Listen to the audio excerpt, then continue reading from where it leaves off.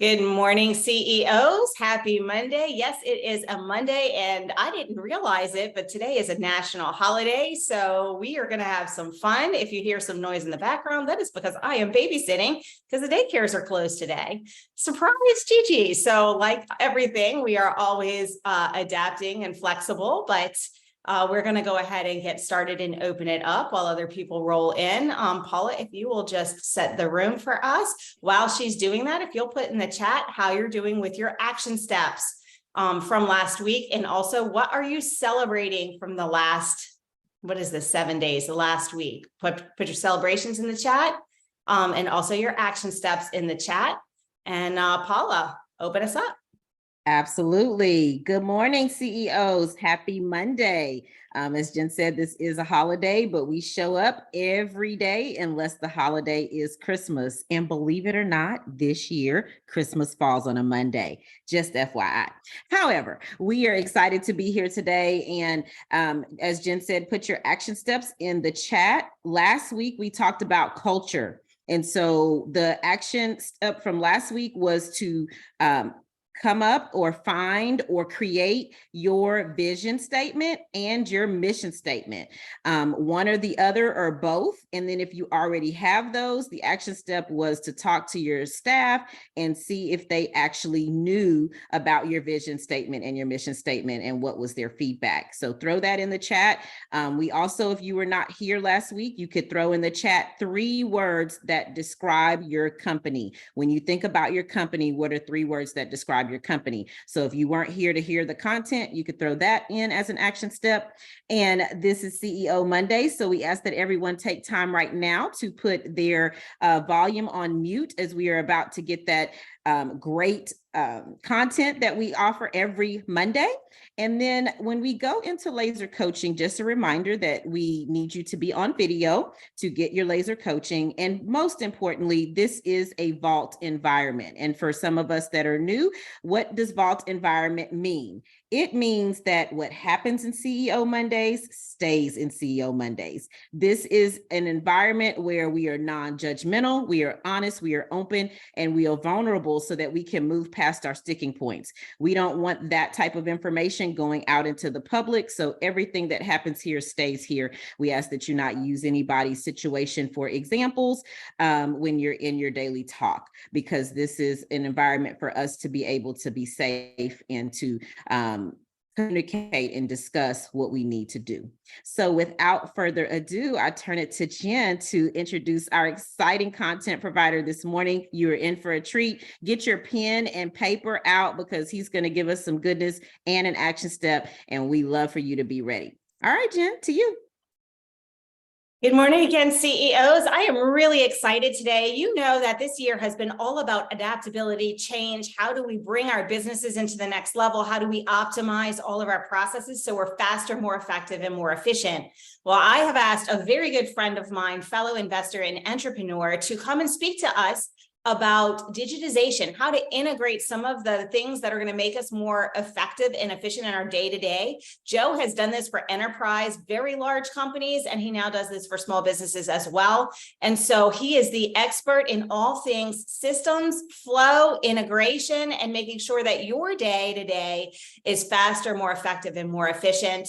I could go on and on about his accolades, but suffice to say, he's an expert in this space. So I wanted to bring him here to each and every one of you. He is going to bring you some amazing value. Thank you for joining us today, Joe. Yes, thank you for having me, Jen. And hello to everyone. Hello to CEOs. It's great to see you. I'm going to go ahead and share my screen here as we get started. But as Jen said, we're going to talk a bit about technology in our businesses and about how we can digitalize and take advantage of that. Now, I think we all know technology is everywhere, right? It's in our phones, it's in our cars, it's in space nowadays.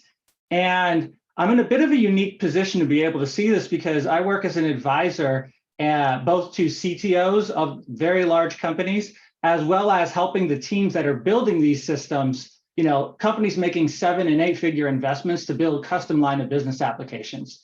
I do it for some of the biggest companies in the world, American Express, General Motors, Ernst & Young, Microsoft, and so on. And you might ask, okay, great, but how does that translate to smaller businesses? Well, for the last 15 years, you really had to build everything from scratch, right? And a lot of these big enterprises, they still do that because they need something that's so unique for what they're doing. It's maybe 80% custom, 20% technology that I can buy and leverage. Well, for small businesses and medium-sized businesses, it's actually the opposite. You're able to leverage 80% of what's out there if you know the right tools and how to integrate and connect them together into your space and into your business. Now, it's no coincidence that the 5 biggest companies in the world, 4 of them are tech companies, right? And one of them happens to be in oil and gas. Let's not go down that road. And it's also not a coincidence that every space technology touches, it completely revolutionizes. Let's look at the Matrix, right? When was the last time anyone went back and watched the Matrix? Well, if you did go back, you would notice that it doesn't look old, it doesn't look antiquated, it actually looks quite modern. And the reason is because the technology they created to do all of those amazing scenes in the Matrix is the same technology. It's evolved, but that innovation is the same thing we're using today. And keep in mind, that was 1999, over 20 years ago. Now, look, I get it. When we think about technology, this is probably what we think of. And it doesn't matter whether it's movie code or it's real world code. At the end of the day, we're probably all doing this, right? No, don't show it to me. It's tough. It's hard to look at, right? And the other thing we think about is, why isn't it working? I wish it would just work and just do what it's supposed to do.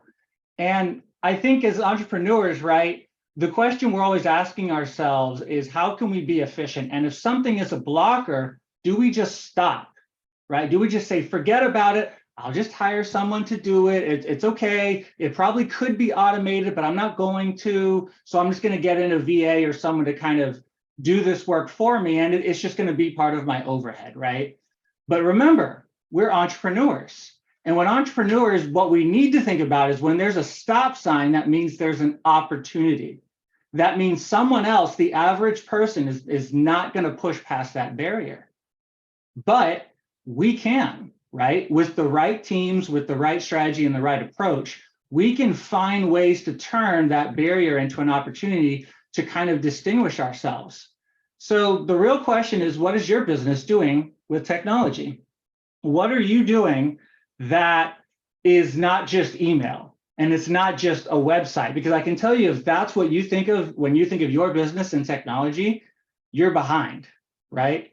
What are you going to do to stand out to your customers? What are you going to do to stand out to, if you're planning, how many of us are planning on building and then selling our business at some point, right? Well, if you're going to stand out, you need to have a way to show to your potential buyer, I'm more efficient than my competition. So I need another turn, another multiple. I'm not going to get an 8X, I'm going to get a 9X, right? And if you're selling it 5 million EBITDA, another turn, that's another $5 million.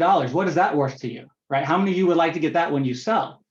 Well, the thing is that the bar is constantly being raised. We are not in the same place we were a year ago, 5 years ago, 10 years ago, because technology is constantly moving. I think that's the one constant in the world of business, in the world of technology, is that's change, right?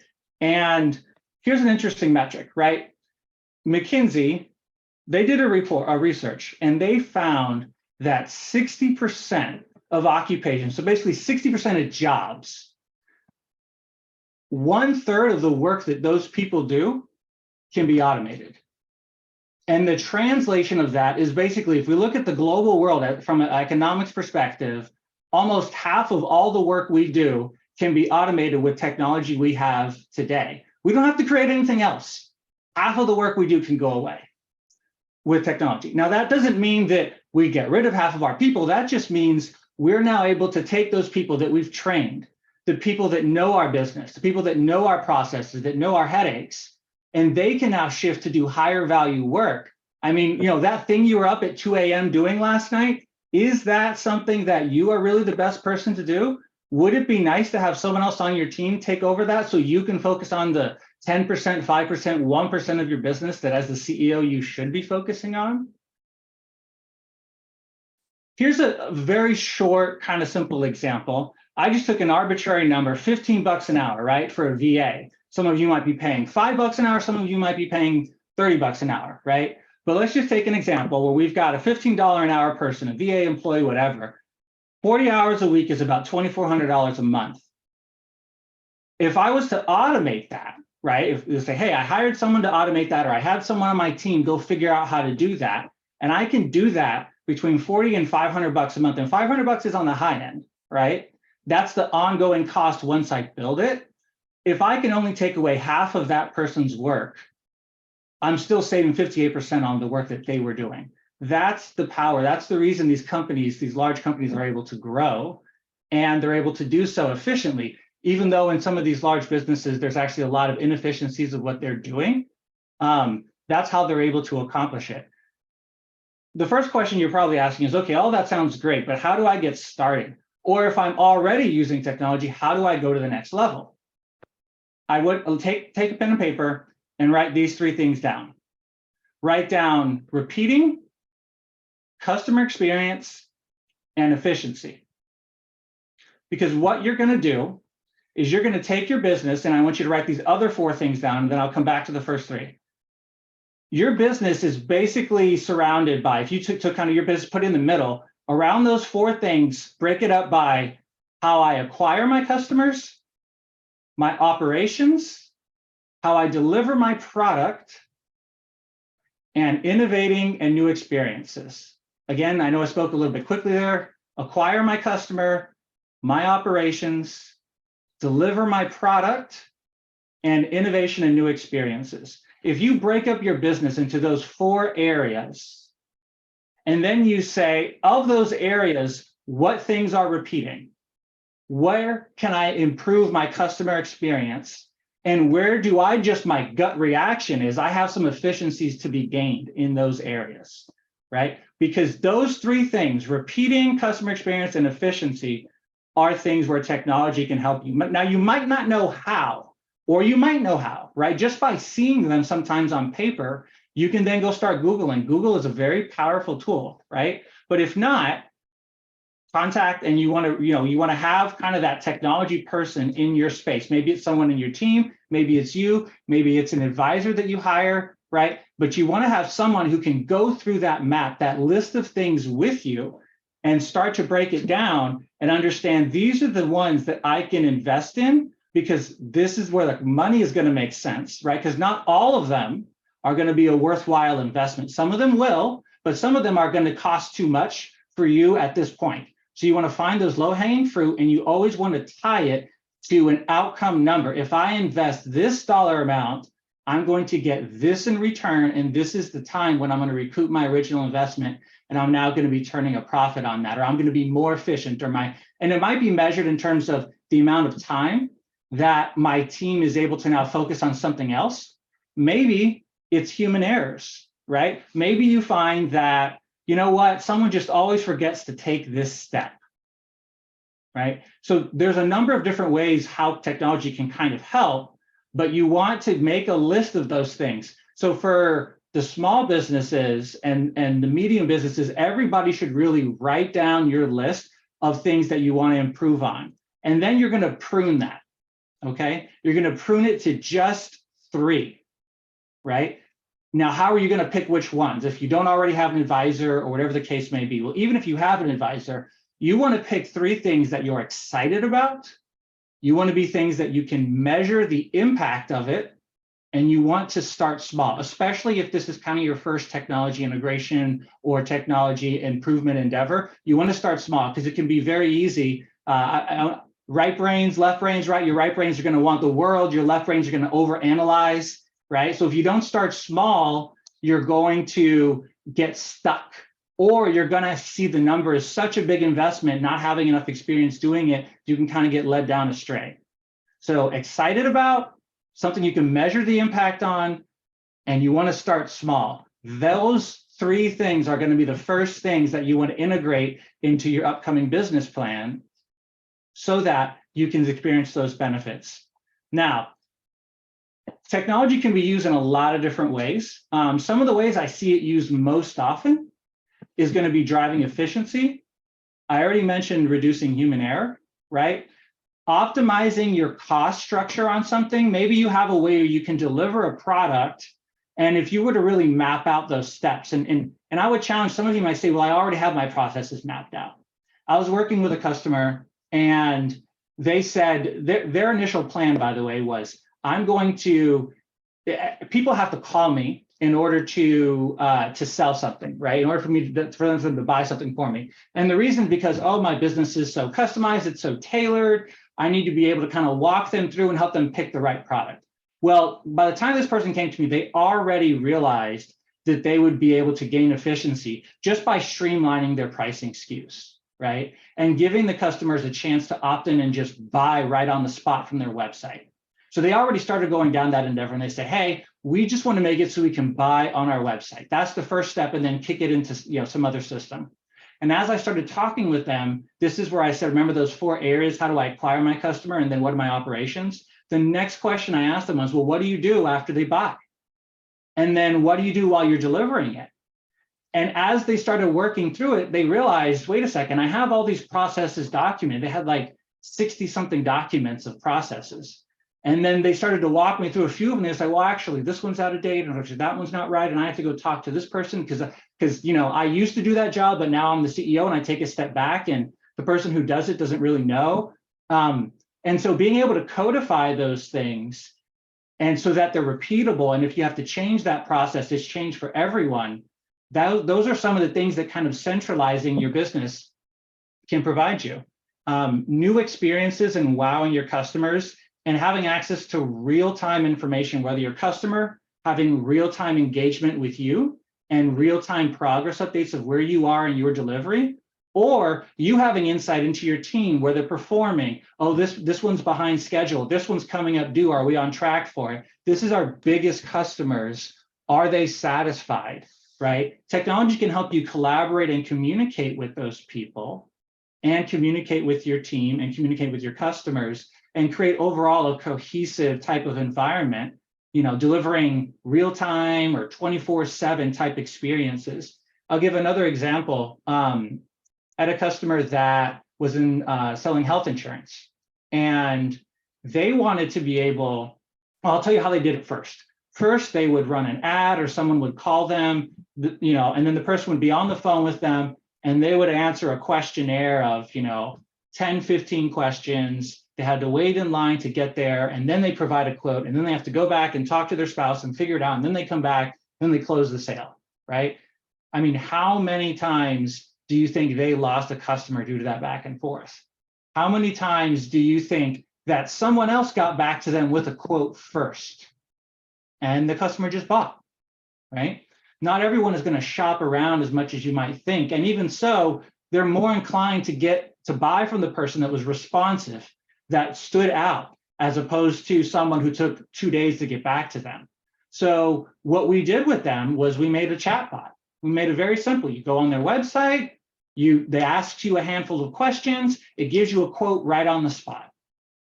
And integrated with the healthcare API that would automatically give us an accurate quote. And then once they said yes, then it got handed off to a team member to basically sign them up. At this point, the customer had already made a decision. They already knew these are the 3 possible best plans. Pick this one, go. I'll give you another example, construction, right? I mean, when you go to give a quote on paint, like if you wanted your house painted, the primary metrics are going to be, what's the square footage of your house, interior, what's the square footage exterior? And most of the time, the exterior is like 10 or 15% bigger, right? It's not that much. So you can almost include that. And then how tall are your ceilings? Because basically the cost to paint is how long does it take to paint each wall, and then how much material, how much paint do I need? And every painter on the planet calculates that using square footage. So instead of having someone drive out to give a quote, and then by the time they get there, someone else that they had already bought from someone else, or then, oh, I'll get back with you, or oh, that's too expensive, or I was thinking this, or whatever, they waste a bunch of time sending people door to door to door to get a quote, when instead they could just go online, fill it out, very quick calculation, automatically send them back a quote. And when someone says yes, then you call them, then you go on site, then you build a relationship. And it's you think, oh, but my sales guys are selling. Well, but how much time are they selling versus driving, or this or that? Warm leads versus cold leads. So be thinking about that in your business and understand how you can really streamline it. Write those things down, pick your top 3, and then make it happen, right? I mean, these big companies, they have seemingly unlimited resources and very smart people working internally. And they still call me as an independent third-party opinion who gets the chance to see what's happening, not just in their business and in their industry, but in other businesses in their industry and in other industries, because something that's common in one industry might not be common in your industry, but could completely change it. So to that, I would say, go out there, make it happen, get excited. Don't let those stop signs be stop signs, turn them into opportunities, and let's have some fun.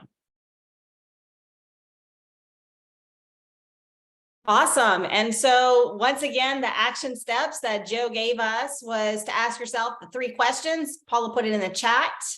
What in your business is repeating? What does your customer experience look like and efficiency? And then ask about your business. How do I acquire my customers? My operation, like look at your operations. How do I deliver my product or my service? And how do I innovate and integrate new experiences? So he gave us action steps for that. He gave us action steps for no matter what your business is.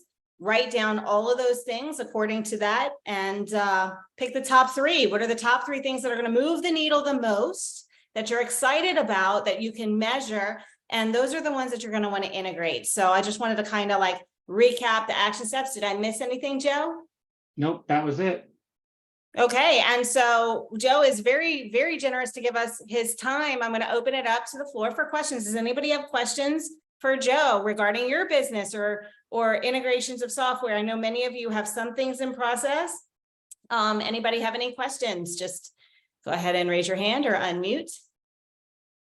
Joe, nobody likes technology.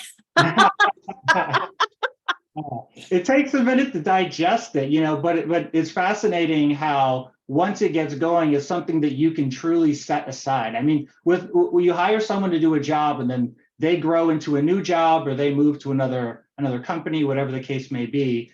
But you know what? Once you set up technology once, it just keeps working 24/7. Absolutely. And I think I saw Cass had her hand up. Go ahead, Cass. All right, so I'm actually in the process of creating systems within our business, which is a gym.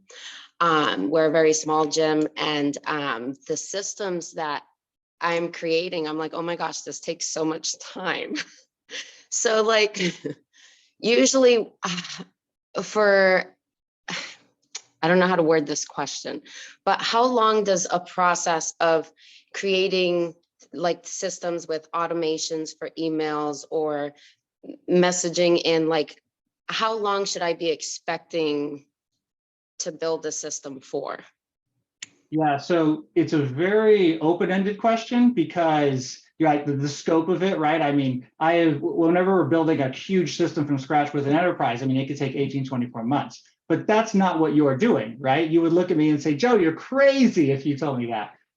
But on the other hand, sometimes it can take as little as just a couple of weeks. And that's why when you're going through your list, you want to make sure the first things you do, you start small so you can get those quick wins under your belt. So I think in broad strokes, you would want to break things in such a way that you can get them delivered in a number of weeks first, right? Break it down and to get it to a number of weeks. So 2, 3, 4 weeks, depending on exactly where you are, is what I will be looking to get that first win. And the first win may not be something that's life-shattering, right? It may be something small that you can then build on top of and make better and improve and enhance. Okay. Oh, there's a lot of systems. So yeah. Mm-hmm. I'll start with the smaller ones. Yeah. You don't want to get into that analysis paralysis of everything under the sun and, oh, it all has to connect together. And, oh, it'd be great if. But what you can do is if you've mapped everything out, I can tell you probably already have done some of that just by the way that you've spoken, right? So take those items and then say, which ones do I think are going to be the low-hanging fruit I'm excited about, are going to make a difference, and I can measure the impact, right? And then find them, and then as you go, start to check them off. Like if you made a diagram, I assume you probably have something or a bullet list. if I check this one off, how does it impact the other ones around it, right? Step 1, step 2, step 3. If I automate step number 2, what does that look like now for step number 1 and step number 3, right? And then you can say, well, that's what it would look like. Great, now I know, now I'm ready. And then next, it makes sense logically, I'll just do step number 3. I won't even do step number 1 yet, because now that I thought about it and I've worked through it, I realized really step number 2, then step number 3, and then I can come back and do step number 1 and automate that at a different time. Okay, that's cool. Awesome. Thank you. Welcome. Go ahead, Sherry. Well, first, Joe, I want to thank you for your information. It's just really, it's insightful, but you also present it in a way that is doable and motivating. And so I can see how I can build momentum on the suggestions that you have. So I really appreciate that combination. And so you said to choose things that I'm excited, because here's the thing, I can overanalyze and overthink, and I create my own stop sign. So with your package of language and all of that you've graciously put together for my brain to follow, if I can choose something that I'm excited about and choose something small that might not be earth-shattering, but will start to move the needle, then I can make that momentum. And when I make that checklist, I check that off. That dopamine, is another reinforcer for me. And it just, you've enabled me to see that it's doable, and that it doesn't have to be something that's a drag for me because it's a duty. I have to get it done and just white knuckle it out. But anyway, all that to say, thanks for your help. I'm excited.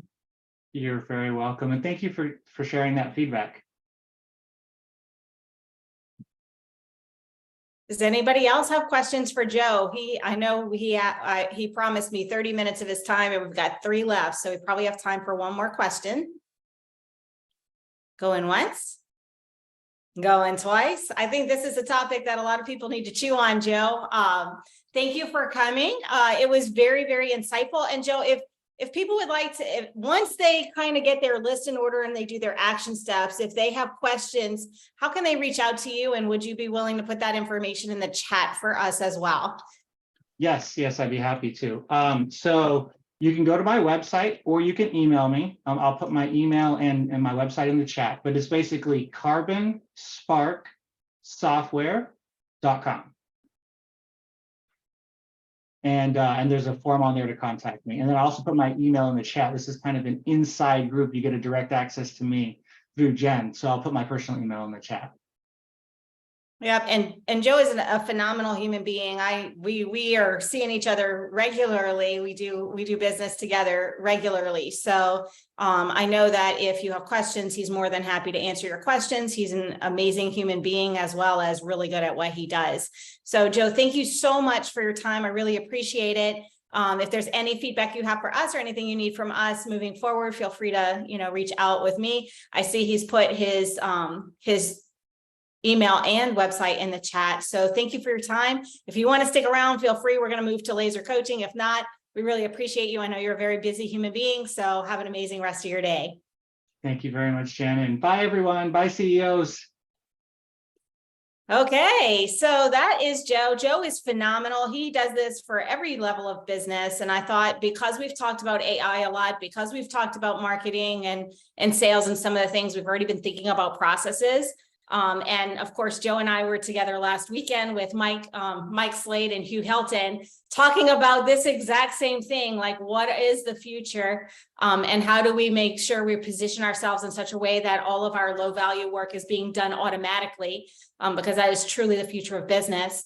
I was very appreciative that he was willing to come speak for us. So you guys have that. We are recording that. I'm going to hit the recording off right now.